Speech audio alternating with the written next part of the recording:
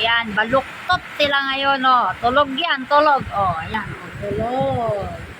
Yung isa naman, oh, ayan yung isa. Ayan, oh, nasa sulok. Ang hilig talaga sa sulok ni Empress. Oh, Empress. Oh, si Lucas, abay nagising, nahiya at mahangin pala. Kaya naman pala, nakatapat ako sa kanila ang electric fan, oh. Oh, nakatapat ang electric fan. Kaya naman pala tulog na tulog tong dalawa, oh. Ha? Init na init kayo?